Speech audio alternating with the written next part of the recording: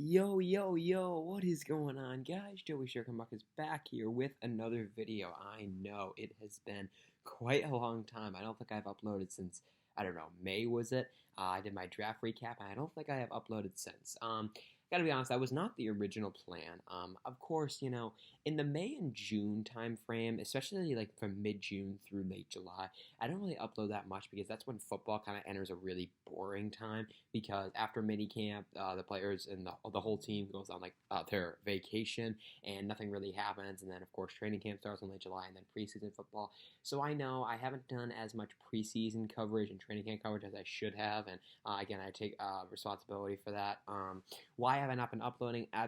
From May and June, I was really busy with school responsibilities and after school stuff as well.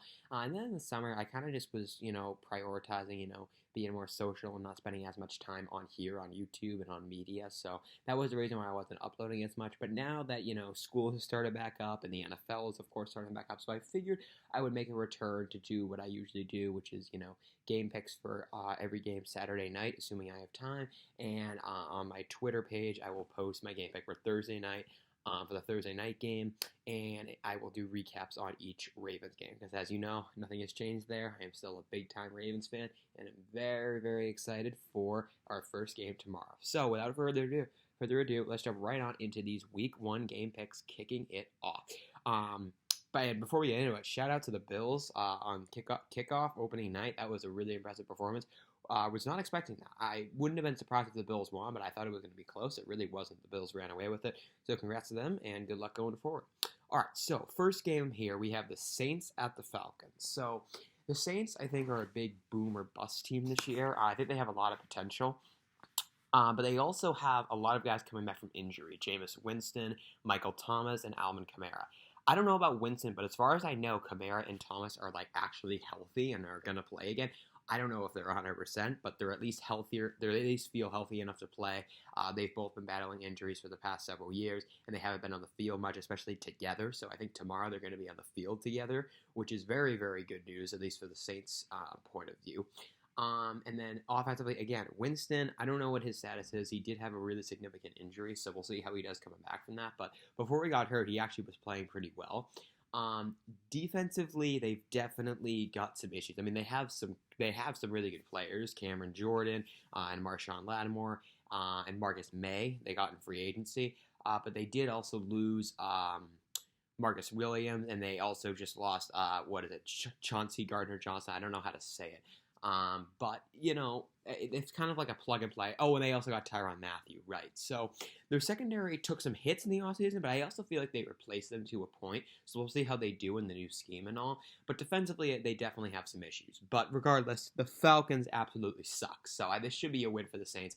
I know the Falcons are a weird team, and they have sometimes given the Saints a hard time for whatever reason, but I think the Saints should win this game. They're much better all around, and the Falcons are kind of in rebuild mode. They're down a lot of guys, so I'm going to go with the Saints here, 31-13. Next game, guys, this is going to be a big one. Big rivalry, despite it being interconference. Browns at the Panthers. So, of course, the big storyline, Baker Mayfield no longer a Cleveland Brown. He got traded to the Panthers. And guess who the Browns are playing in Week 1? The Panthers. So this game is going to get a lot of attention, I would think. Of course, Deshaun Watson is not playing. His suspension got upgraded to, I think, 11 games was it? So regardless, he's not playing for a while, and he's most certainly not playing in this game. So it's going to be Jacoby Brissett getting the start, as far as I know. And then Browns offensively, of course, they still have that excellent offensive line.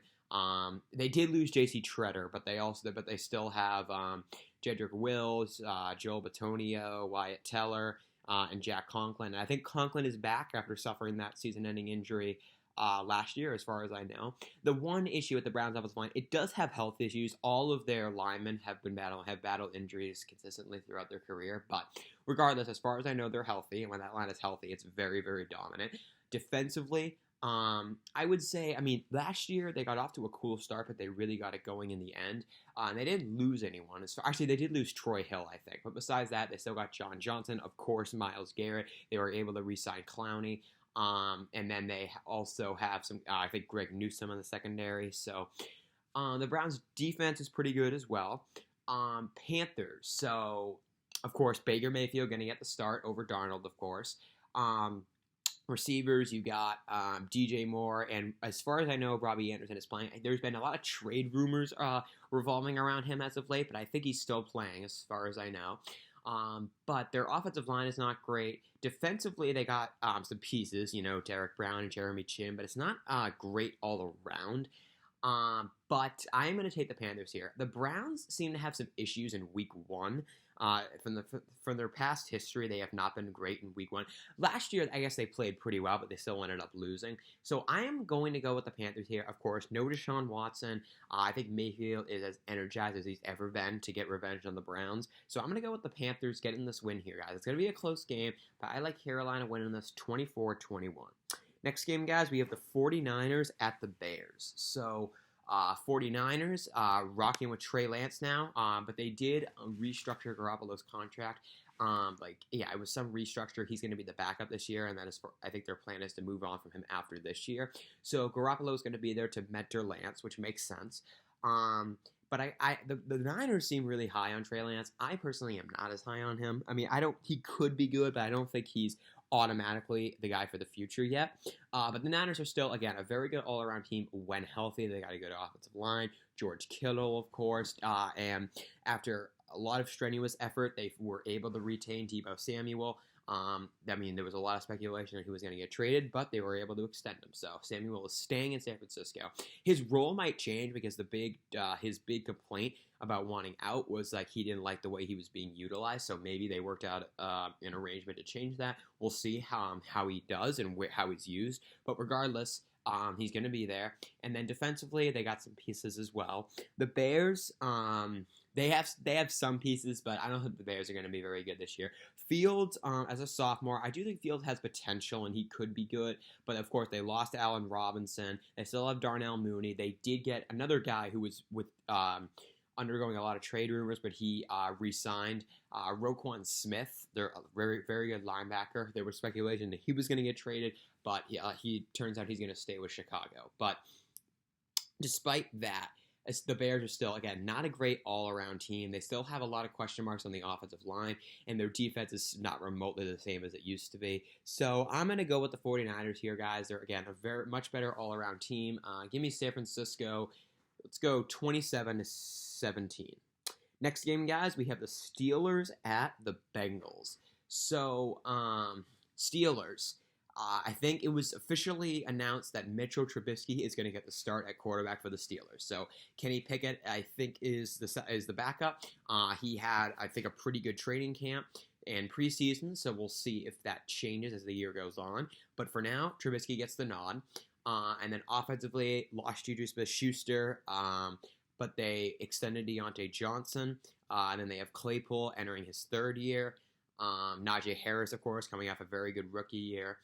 But they still have a lot of question marks on the offensive line. That's kind of my big concern about the Steelers. Used to be very good, of course, but no longer. And they didn't really upgrade it, as far as I know, in free agency either, or the draft. I mean, maybe in the draft, but they're lacking the proven guys there on the offensive line. And Trubisky, I've always thought, has gotten a little too much hate. I don't think he's absolute garbage, but I also don't think he's great. And I don't know. Besides Deontay Johnson, I'm just not sure that the weapons in Pittsburgh are it. Claypool had a disappointing sophomore season, if you ask me. He wasn't terrible, but he didn't make that big jump that I was expecting him to make. And then tight ends, of course, they're really high on Pat Freiermuth. So we'll see how he does. Zach Gentry as well, but not a lot of proven depth there either. So we'll see. And then defensively, they, of course, had a step back last year, but they were battling some injuries. TJ Watt, of course, making a return after a monster year last year. Cameron Hayward making a return after a monster year last year. They did lose Stephon Tuitt, but they also played without him last year. And when healthy, they were good, but they did have a lot of injuries. And then in the secondary, they lost Joe Hayden as well, I think, but they still have Minkah Fitzpatrick. And Cameron Sutton, I think, as well, Terrell Edmonds. So they got a lot of guys there. I'm still not as high on their secondary. I think the pass rush kind of carries, but the defense I still think is pretty good. Cincinnati, meanwhile, of course, very close to being Super Bowl champions last year, fell just short. But I actually think, if anything, they got better this offseason. they're again another guy. I feel like this is the theme today. A lot of guys, with holdouts and requesting trades. Jesse Bates, free safety for the Bengals, supposedly wanted out, and there was speculation he was going to get traded, but the holdout was over, and now he's going to play. But also, the Bengals drafted another safety in Daxton Hill, which would be an indicator that they might be moving on from Bates after this year. We'll see. But Daxton Hill has a lot of potential. He really flashed in training camp in the preseason as well. So I don't know how much, if he'll be an immediate starter. I don't know what their plan is, but he definitely has a lot of potential there. The Bengals upgraded their offensive line a little bit. They got Lyle Collins, I think was his name, and I think they got some other guys as well. Of course, Burrow's still there. Mixon is healthy again. And then, of course, arguably the best wide receiving core in the league. You got Jamar Chase, T. Higgins, and Tyler Boyd. So we'll see how they do. And in Chase's second year, we'll see how Burrow does. And then defensively, besides Bates and Hill, they also have Eli Apple, who no one forgets him, right? Eli Apple's okay, not great, of course. There's a lot of talking though. And then Chidobe Awuzie and Mike Hilton. Their corners aren't really that good. They're average, if you ask me. But the Bengals are still a good all-around team. I'm going to take the Bengals here. I think that the Bengals are, again, much better at home than they are on the road, except for the playoffs last year. They flashed on the road. But I'm going to take the Bengals here, guys. I'm not that high on the Steelers. The Bengals have a lot of momentum, and I do think Burrow's a bit overrated, but the offense is still very well-rounded. So I'm going to take Cincinnati here, guys. Let's go with Cincy 31-24. Next game, guys, we have the Eagles at the Lions. So the Eagles, I would say their biggest news from the offseason was that they traded for A.J. Brown from the Titans. That's a big upgrade there. Of course, they do have Devontae Smith, who had a great rookie season, but now he has to play alongside A.J. Brown, which I think is really going to help. Biggest concern about A.J. Brown is his health. He's had health problems continuously show up throughout his career, but if he can stay healthy, he is a weapon. Jalen Hurts entering another year. Made his first playoff appearance last year. Did not play very well in that game, but it was his first playoff game. And, the young quarterbacks always have a habit of struggling in the playoffs early on. So I'm going to give him a pass for that one. But is he going to be the guy to lead them, for the future? We'll see. And then defensively, the bigger concern about them, if you ask me, is they are aging a bit. You got Fletcher Cox and Brandon Graham. Both of those guys are kind of getting a little bit old, so I do worry about that a little bit. But I still think, they're a decent all-around team. I think they'll be, a wild card contender this year. The Lions, it's interesting with the Lions, because last year, I think most can agree, they were much better than their record indicated. They were in a lot of close games, but they just could not pull it out in the end. But, they're very well coached. I really like Dan Campbell. I like his demeanor. I like his approach. But I don't think the Lions are going to be very good this year, and I still like the Eagles winning this game. They're a better all-around team. So while I like the Lions and I hope that they can succeed, I don't think it's going to happen this year either. So I'm going to go with Philadelphia here, guys, 24-17. Next game, we have the Colts at the Texans. Nice AFC South matchup here. So the Colts, of course, epic meltdown last year. They were hot with a few weeks left in the regular season, favorites to make the playoffs and perhaps more. But they fell apart in the end, lost to the Raiders, and then got smoked by they got smoked by the Chiefs. Oh, that makes sense. No. They got smoked by the Jaguars. Don't ask me how that happened. But, so that happened, and they missed the playoffs, shockingly. But this year's a new year. Carson Wentz no longer under center. It's now going to be Matt Ryan. They made a swap, or not a swap, but they changed teams. Wentz is now on the Commanders. So Matt Ryan, I personally am not that high on him. I don't think he's that good. But I do think he's probably a little bit better than Wentz. And then offensively, they got a great offensive line when healthy. And then Jonathan Taylor, of course, had a monster season last year, especially down the stretch. So we'll see if he can pick right back up where he left off. Maybe he'll struggle. Maybe he'll do even better. But I have no reason to think he'll drop off, especially since their offensive line didn't get any worse. And then defensively, they have, Darius Leonard, but who now wants to be called Shaquille Leonard. So Shaquille Leonard, of course, DeForest Buckner, Kwity Paye, who flashed as a rookie. We'll see how he does in his sophomore season. So yeah, the Colts have a lot of pieces. They have some health problems, but if they can stay healthy, I think they're going to be a good team this year. I think they can sneak in the playoffs. they've kind of consistently been around there and like a wild card contender, but they've had a habit of falling short. I think they'll make it in this year. The Texans, I mean, they have some potential. Davis Mills or whatever his name was. The quarterback did flash a little bit as a rookie, but they don't have a lot of guys surrounding him. Not a lot of great talent there. So I'm going to take the Colts here, guys, winning this one 31-14. Next game, we have the Patriots at the Dolphins. So the Patriots, I think, definitely got a little bit worse this offseason, I should say. They lost Shaq Mason. They lost J.C. Jackson, who's a big loss. Again, I know I have always been a little bit critical of J.C. Jackson, but he's still a loss, no question. He was definitely their best defensive back, or at least their best corner.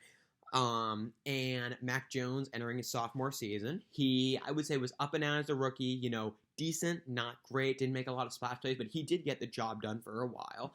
And I think he'll evolve into being like a decent, top 15 quarterback maybe. I don't think he's going to be elite, but we'll see what happens. And then offensively, so they traded for Devontae Parker, so now they have Devontae Parker. He's just ever inconsistent. He can be good, but he can also be like non-existent. They traded N'Keal Harry to the Bears because N'Keal Harry sucks. And then they also got Nelson Aguilar and Kendrick Bourne, I think, as well. And then their offensive line is still pretty good, but again, Shaq Mason is a loss.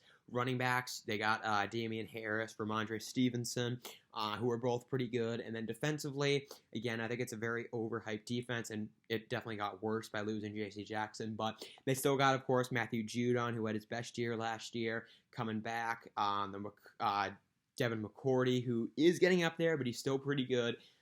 So their defense has a couple guys. I don't think it's that good. Miami, meanwhile, made a lot of moves this offseason. So got Teron Armstead, tackle from the Saints. And, of course, their biggest acquisition, I would say, traded for Tyreek Hill from the Chiefs after Hill. So I know the theme today has been a lot of guys, having a lot of contract disputes and, holding out and all that, but then coming back. Hill did not come back. They disputed, and then they said goodbye, and they traded Tyreek Hill to the Dolphins. So, big upgrade there. I mean, upgrade, yes, but a big acquisition there, big addition. Another weapon for Tua Tagovailoa. Jalen Waddle, who had a pretty good rookie year, is, of course, now going to be able to play alongside Tyreek Hill. My biggest concern, guys, and I know I'm kind of changing my mind from last year, I'm worried. I'm not sure that Tagovailoa is going to be that guy, man. I don't think he is. He still has an absolute noodle arm. And Tyreek Hill, he's very good, but he excels in running a lot of deep routes, post, streaks, etc. But can Tagovailoa get him the ball there? And I'm really skeptical, man. Tagovailoa cannot throw the ball with a lot of zip, and he does not have a strong arm. He can't throw it very far. So I don't know if Hill's going to have to adapt. Tagovailoa is going to have to adapt, but they're going to have to work something out. And even if they do work something out, Tagovailoa still needs to do a better job of throwing the ball long. And that has been an issue for him throughout his career. But Dolphins, they still definitely got better. They have some issues at the offensive line position, of course. But they also, defensively, they got, of course, that great cornerback duo in Byron Jones and Xavier Howard, and a great pass rush as well. Emmanuel Ogbah, Jalen Phillips, who flashed as a rookie big time, Andrew Van Ginkel. So the Dolphins have a lot of pieces.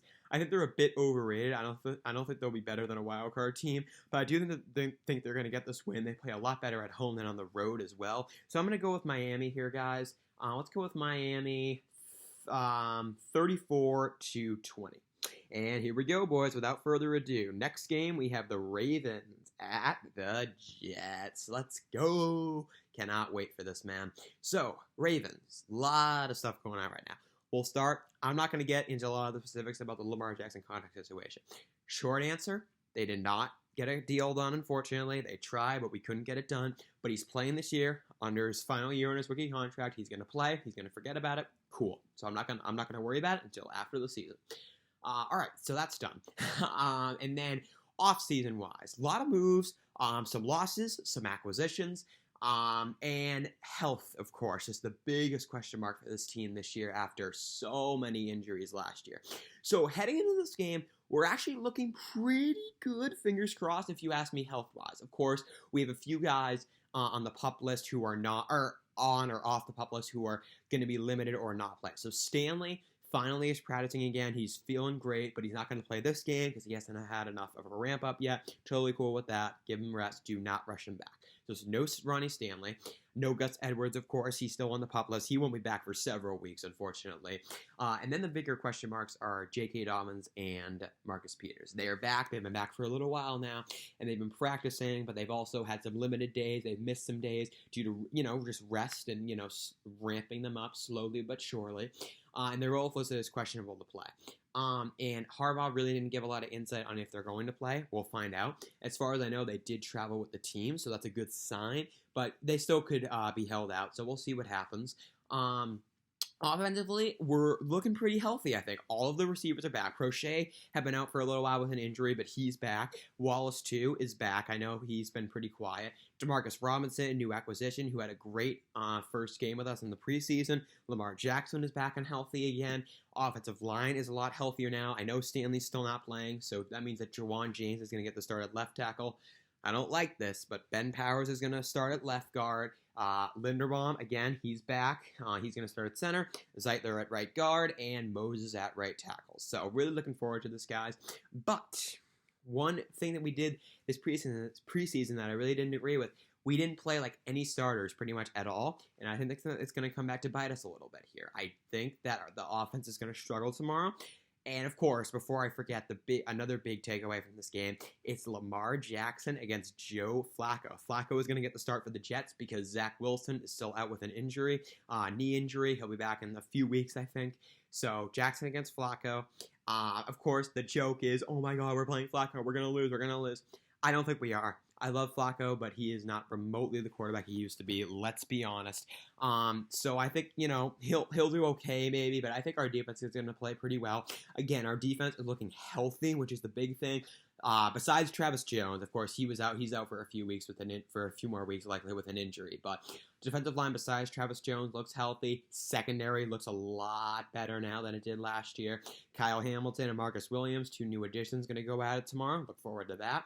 And we'll see how the pass rush does. So I think us Ravens are going to take this win. I think the defense is going to have a really good game. I think the offense is going to struggle big time. But I'm going to go with the Ravens here, guys, 16-13 in a sloppy game, but a fine for the first game. So I think we win this one 16-13. Next game, guys, we have the Jaguars at the Commanders. Not a lot to talk about here.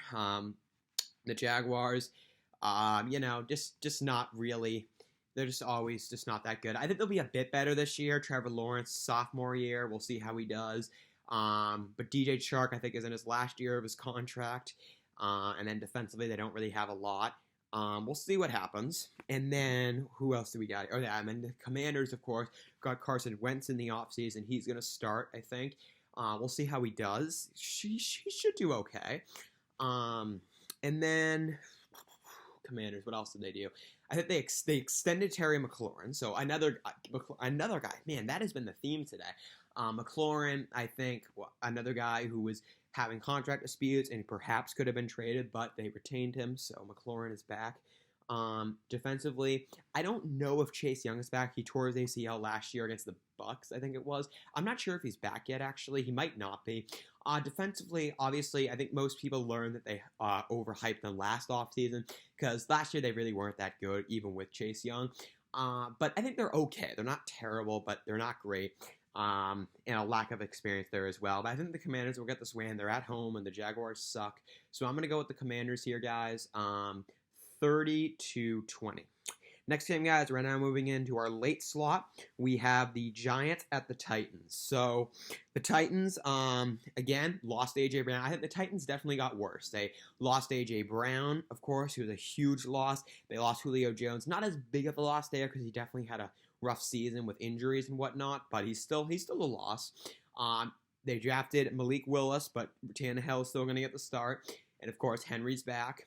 Defensively, they still got a lot of holes, but it's still better than it was last year. Or I should say, it got better than it was. Last year, it showed its improvement, but they took a big hit, I think like a week ago, Harold Landry, who had his best year easily last year, went down with a torn ACL. He's done for the season. That is a big loss there. The Titans still have other pieces with the pass rush, Jeffrey Simmons and Danico Autry, but Harold Landry was a big threat off the edge last year, and now he's out for the year. So that's a big loss. Prayers out to him, and hope he has a speedy recovery. So that's big. But I think their defense is still, again, it's a lot better than it used to be, but it's still not great. The Giants, Saquon Barkley's back, so that's good. He's healthy again, supposedly, but the Giants just can't seem to fix the offensive line. It's still absolute garbage. So I don't think the Giants are going to be much. Daniel Jones is not the guy, clearly. So I'm going to go with the Titans here, guys. Not much to talk about here. Give me Tennessee, 31-17. Next game, guys, this will be a really good game. We have the Chiefs at the Cardinals. So the Chiefs, of course, an up and down offseason, if you ask me. They lost Tyrann Mathieu, and of course they lost Tyreek Hill, but they did get Justin Reed, I think, in free agency, and they also had a pretty good draft as well.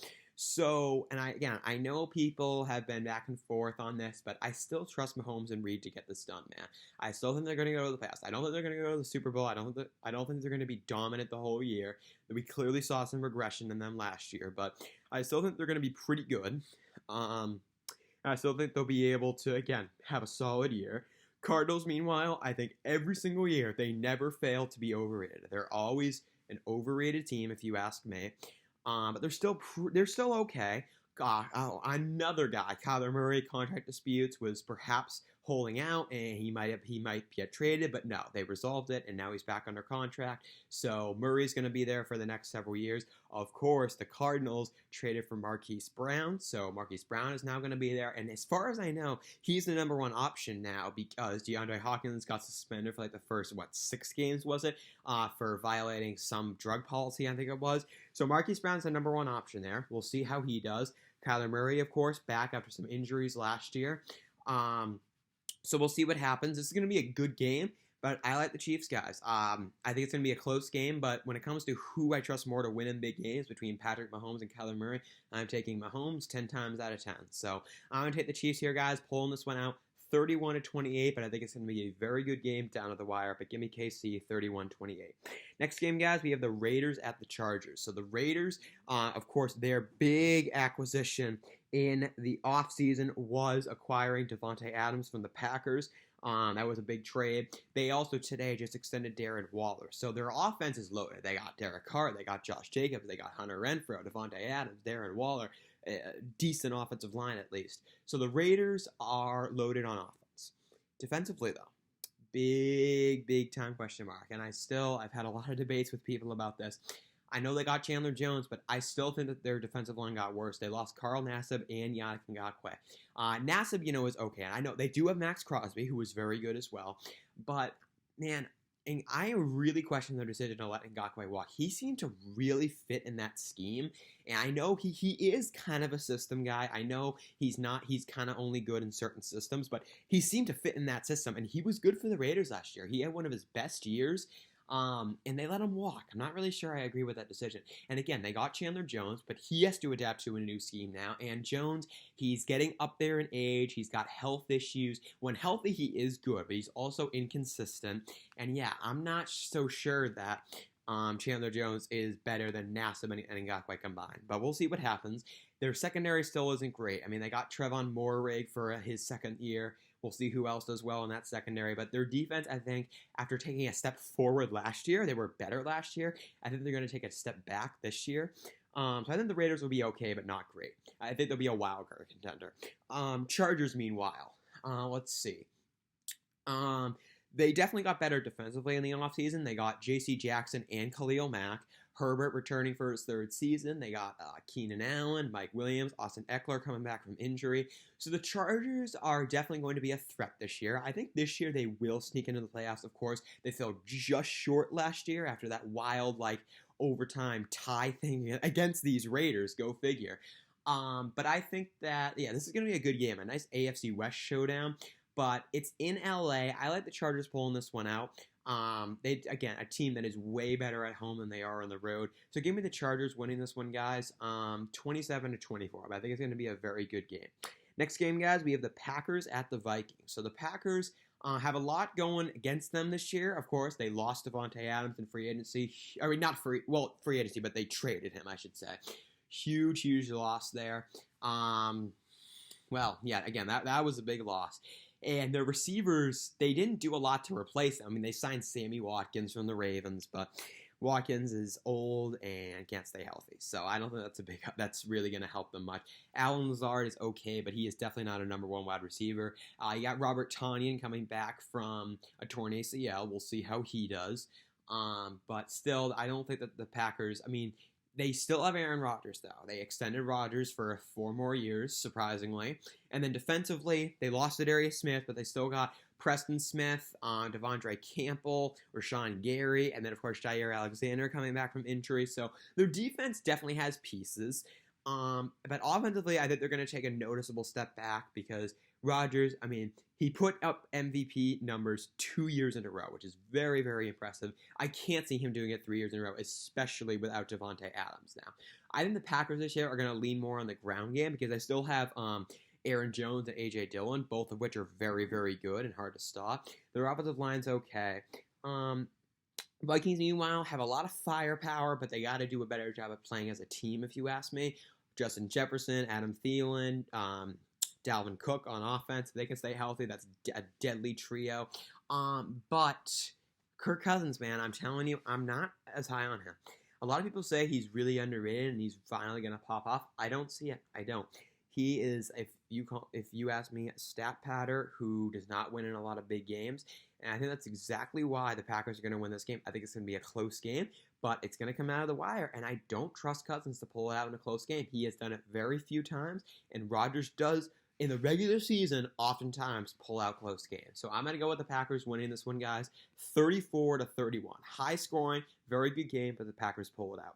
Okay, guys, this is our Sunday night football game. We have the Buccaneers at the Cowboys. So the Bucs, of course, a lot of back and forth this offseason because originally it looked like Tom Brady was going to retire, but then a few weeks later or something, he came out of his retirement, so now he's going to play again. Chris Godwin, I think, is inactive for this game. He's still rehabbing from a torn ACL. And then they have Mike Evans, of course. Cameron Brate, I think, is still there. Their offensive line is pretty good. Defensively, they're definitely not the same and not as good as they used to be, but they're still pretty good when healthy. Dallas, meanwhile, I'm going to say the same thing about that I said for Kirk Cousins. I don't think Prescott's that guy. I think he, too, stat pads and really has a hard time winning in big games. But they still, actually, I think Godwin is going to play. I think it was Gallup who's not going to play. He too is rehabbing from a torn ACL, but I think I saw something that he's going to be inactive. But I think Godwin might be back. Maybe I'm wrong. So Dallas, without Gallup, they also lost Amari Cooper. I forgot to mention that for the Browns. I got Amari Cooper, traded for him in the offseason. But Dallas, we'll see how they do this offseason. They're always a team that gets a lot of hype, but will they be able to live up to it remains to be seen. But it's in Dallas. I still like the Bucs winning this game, though. I don't like betting on Prescott in big games. I definitely will trust Brady in the big game stuff. So I'm gonna go with the Bucs here, pulling this one out, 28-24. But it should be a very good game. Okay, guys, this is our last game here. We have the Broncos at the Seahawks. This should be an interesting one. Of course, the big trade in the offseason, Russell Wilson traded to the Broncos. Go figure. And Drew Lock traded back to the Seahawks. But apparently, Lock was so bad in training camp that he is not going to be the starter. It's going to be Geno Smith getting the start at quarterback for the Seahawks, if you can believe that. So that's pretty crazy. And then the Broncos, meanwhile, they did get Russell Wilson. But I also think that they lost a lot of other guys in that trade and just in general in the offseason. They also lost Tim Patrick to a season-ending injury earlier. So that is a big loss for them. But I still think they're going to be able to – I still think they're going to be, a decent team this year. They'll probably be, we'll say 9-8 or 10-7. Seattle, meanwhile, they, of course, lost Russell Wilson. We'll see how Geno Smith does. But – it's going to be a balancing act for them. And I think, Seattle has always been a team that's, hung in there for a while. But I think this year is going to be the year that they kind of flame out and they're going to be kind of mediocre. And then Denver, they're always a team that gets a lot of off-season hype, but they have a hard time living up to it in real time. And again, Tim Patrick is out for the year because he tore his ACL. They still have Courtland Sutton, who has battled injuries, but he is healthy as far as I know right now. And then running backs, Javonte Williams, of course, coming back for a sophomore year. Melvin Gordon, I think he's still there as far as I know. But their offensive line is, okay. It's not great. Regardless, I think Denver's going to get this win. I know they're a lot better at home than they are on the road, but the Seahawks just don't strike me as a very good team. I like Denver getting this one. So give me Denver blowing this one out, guys. 30-23. And guys, that is going to do it for my first game picks of week 1 of the 2022 NFL season. Let's get this underway, man. I am so excited. So, hope you guys enjoyed this video. I know it was long. Thank you for tuning in. If you watched the whole video, I really do appreciate it. And if you enjoyed this video, please be sure to drop a like and subscribe if you are new. And I will see you guys tomorrow after the Ravens game.